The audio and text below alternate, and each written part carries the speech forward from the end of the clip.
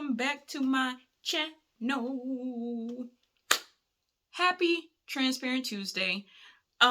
It's your girl, the Joy Chemist. Welcome back to the Pure Chemistry neighborhood. I'm glad you came back. Welcome back. It's good to see you. Hey.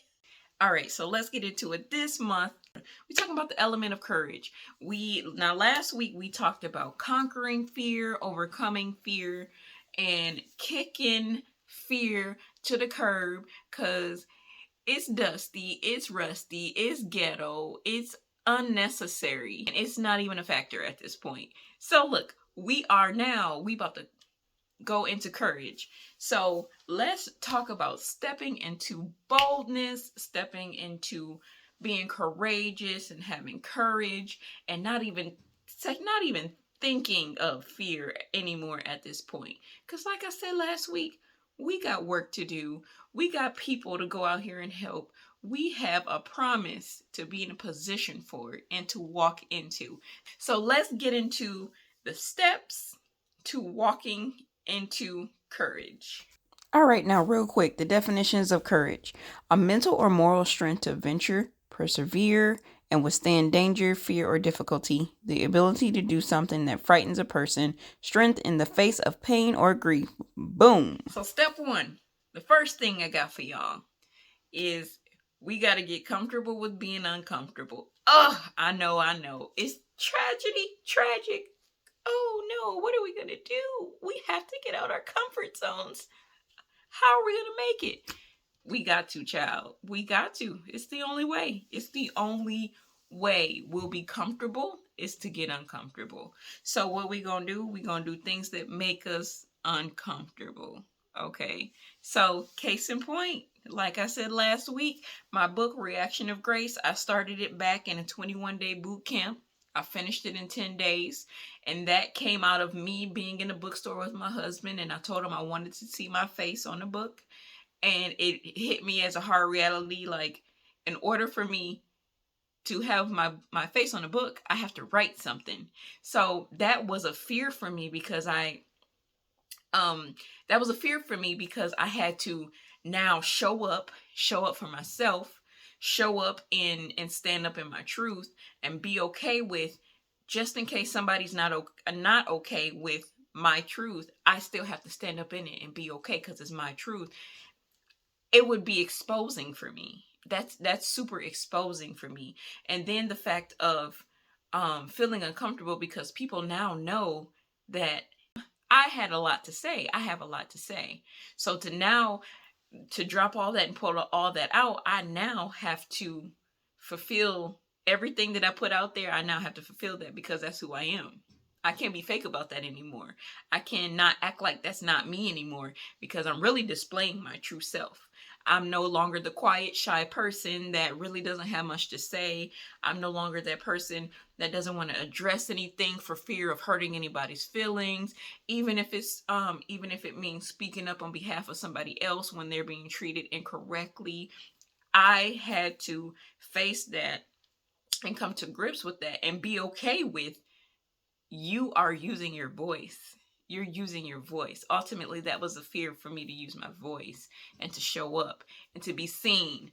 I'm out here now, y'all. I don't have a choice. So that was something that made me severely uncomfortable. And then being on YouTube too. This was uncomfortable for me at first. Showing up on live and showing up on YouTube was very uncomfortable for me at first, because if somebody come across this video and you got to watch it, I used to didn't be like this. I used to didn't talk a lot. I used to didn't show up like this. I really, like I said, I really didn't want to be out there like that. But I'm out here. I'm exposed. And I'm kind of loving it.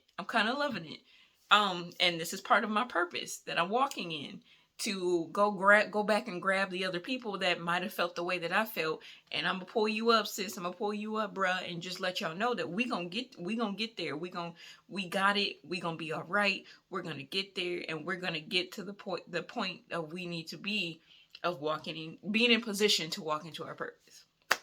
So we gotta get uncomfortable to get comfortable. And another thing too is, once you start to be comfortable with being uncomfortable, fear will really lose its power over you. You have no choice but to not be afraid, because you build up a habit of doing things, and it's just like, okay, this ain't gonna be nothing. I need to take a breath before I do something, and then get back up and get into it. The fear loses its power over you. You keep telling yourself fear it has no power over you, but you continuously do those uncomfortable things where it's just like, can't phase me. You can't phase me. I got this. I got stuff to do. You can't touch me. I'm out here now. Y'all, I really got a problem. But I'm out here and I'm exposed and I'm walking in my truth, so you can't do nothing. Step number two. Step number two. Make being brave a habit. You walk into a situation. All right, look, I'm good. I'm brave. I got this. Stand up a little taller, a little straighter. Suck in your gut and strut. You got to suck in your gut and strut. What is that? Is that Nutty Professor? Somebody let me know in the comments. Is that Nutty Professor? Because I don't remember.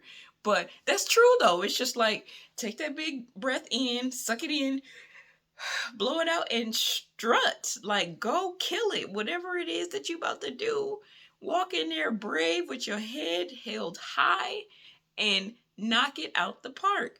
That's what you really got to do. You got to get yourself into that physical space of like, no, I'm about to go in here and do what I need to do, and I'm about to kill it. You have to do it. So embody that, and then once you embody it, it will then come out in return. Embody that, embody bravery, and it will come out. Let's do it. Don't let nobody tell you that you're afraid of anything. And if somebody come at you and say, oh, you probably afraid, you a scaredy cat, da da da da da, don't accept that. No, I am not. I might be having a low courage moment, but I am not afraid. You make sure you tell them that. And if they ask you where you get that from, you tell them Kim said to say that. Kim the Joy Chemist from Pure Chemistry on YouTube told you to tell them that you're having a low courage moment. You are not afraid. You're not scared. Don't let them play you. We not about to get punked out here in these streets. All right, let me take a minute to calm down. Hold on a second. Whew, okay, I'm back. She's back. And go. Number 3, the third thing I got for you to walking into being courageous.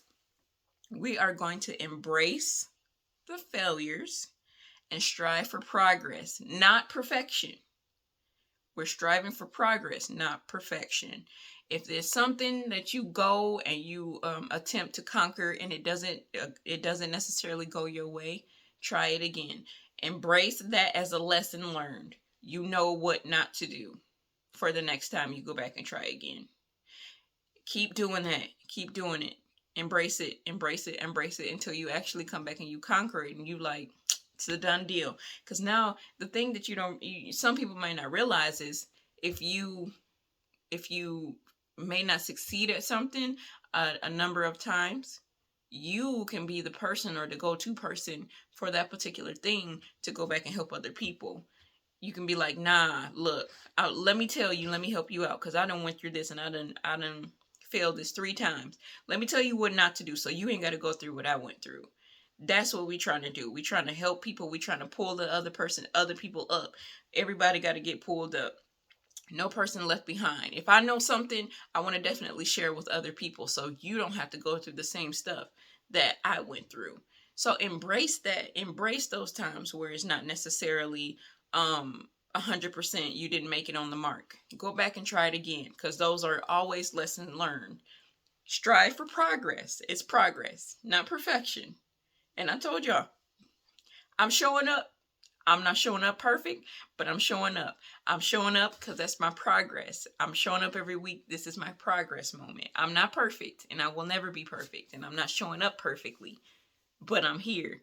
And the fourth and final thing I have for y'all is surround yourself with a squad of people that's going to keep you accountable and hype you up. That's the thing. Who's your squad of people that's in your ear talking to you? Because if anybody in there dropping some negative thoughts or negative comments in your ear, and they don't have your best interest at heart, and they not letting you know something to help you with correction, they gotta go. Because correction is different from just dropping negative comments in your ear just to be dropping them. We don't have time for foolishness. I said, we don't have time for foolishness. So if somebody is giving you correction, that is different. You want correction. Correction helps you grow, helps you learn, helps you get better. But if somebody is in your ear, in your squad, always negative, always got something to say, always don't like the way you do something, then you might want to reconsider why they're part of your squad. And I don't care how long they've been there, if they've been there for over 30 years, 15 years, 5 minutes. If they're there and that's how they are, this is your sign to reevaluate. And if you need to let them go, I suggest you let them go. Everybody can't go with you where you're trying to go, and that's okay. You can still love them from a distance, but they can't be. And while you in your space, you trying to make a change, you trying to heal, you trying to build, everybody can't be in that space with you, and that's perfectly okay. It's okay, because you're trying to get to a certain point of where you can go and make change and help other people. So if they being negative, no, they gotta go. But if they holding you accountable and they giving you correction and they hyping you up in the good times, in the bad times, they be like, it's okay, you might want to change X, Y, or Z, but otherwise you did a great job. If they trying to help you out, it's okay. It's okay. They keep them ones around. Don't have no yes mans either. Don't have no yes mans around you. Because the yes mans, all they going to tell you is, yes, yes, you're doing a great job. You're doing this, you're doing that. Nah, you don't really care for me if you're not going to tell me that I might have been wrong. I don't want them either. No. No, I want somebody that's going to be my real friend. If I'm out here, I got a booger in my nose. You let me know I got a booger in my nose. Don't be afraid to tell me. If I got some tissue stuck to the bottom of my foot, let me know. Don't let me be out here looking crazy. Help me. Help me. Help me. No, that's your squad of people got to be like that, though. You got to make sure they straight and solid. They can't be out here being random and they just want to latch on because they feel like, or they know that you have something special inside of you. People will latch on like leeches when they know and they sense you have something special inside you. And especially if you may not realize it, because you just might not be at a point to where your eyes have been opened to what you have on the inside of you. You have not been opened up to your purpose yet. That's okay. You will get there. But some people will notice that purpose in you and try to latch on to you and go for the ride with you. And you may not realize that those are the very people that might bring you down while you're trying to get to where you're going. So you got to be aware of your surroundings. Be aware of your people. Be aware of your squad. Everybody can't go with you. And that's perfectly okay. So look, to round this thing out, the element of courage. We are trying to be bold. We're trying to be courageous. We're trying to be strong out here in these streets. We have stuff to do. We have a purpose to walk in. We have a purpose lane to walk in. Don't worry about nobody else's lane. You focus on your lane. Focus on your lane of purpose that you're walking in and get into position. I hope this video helped you, get a sense of that you really got to break it down to build it back up. So break down your fear so you can understand, learn, grow from it, so you can now build up your courage and being courageous out here in these streets, so we can go after our purpose and do what it is that we're supposed to do. Look, this might have been a lot of information, but just know this was my journey. This is a part of my journey that I had to endure and go through, learn and grow, and hopefully I can help somebody else understand and know that you don't have to accept fear. You don't have to accept fear for the rest of your life. And don't let nobody tell you have to accept fear.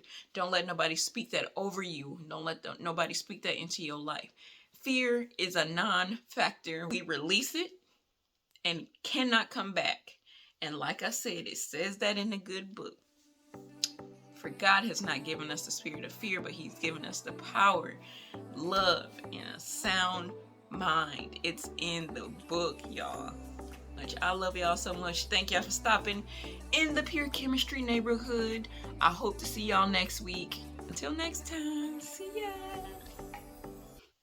From it, it just really changed my life. So